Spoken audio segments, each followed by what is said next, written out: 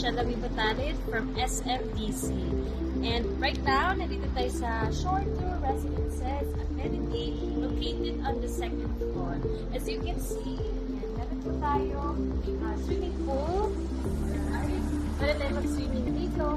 And then we also have children's playground.